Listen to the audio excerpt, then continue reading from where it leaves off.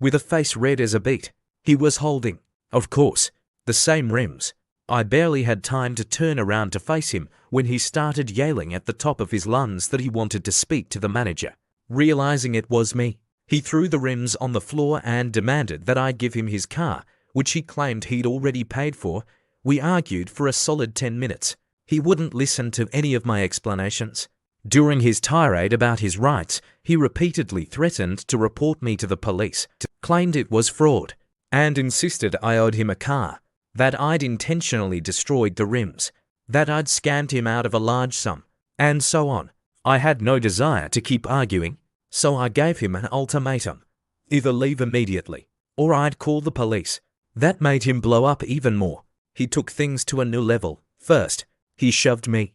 Then he walked over to my desk, grabbed my business laptop and a jar full of tips, announcing he was taking them as compensation for the supposed fraud. I tried to stop him, but he weighed about 150 kilos and shoved me again, €1 this time so hard I flew against a wall. By the time I got back on my feet, Fred was already out the door with my stuff. Naturally, I called the police.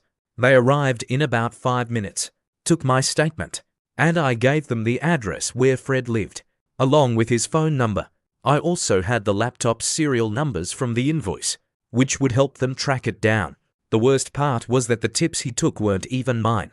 My friend and I each keep our own tip jars, one at each workstation, and Fred happened to grab hers. It wouldn't have bothered me quite as much if it had been my tips, but my colleague is a student who works hard to support herself, so I felt awful for her. She puts in a lot of effort, both at work and in her studies, and it's heartbreaking to see someone just take her hard-earned money and feel entitled to it, with only one laptop left. Our workflow slowed down significantly.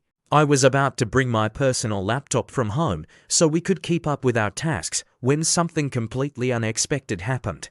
The police returned to my workshop to inform me they had caught Fred at a pawn shop where he tried to sell my laptop. The officer told us what happened. Fred went into the pawn shop, wanting to pawn the laptop. The employee asked him for the password to unlock the device, and Fred claimed he'd forgotten it, saying he'd be willing to lower the price. The pawn shop worker got suspicious, especially when he saw the sticker with my workshop's logo on it. He asked if Fred worked for my car workshop, and at that point Fred lost his temper, demanded the laptop back immediately, and tried to grab it. The pawn shop employee quickly locked it away, barricaded himself behind the counter, and called the police. When the story was done,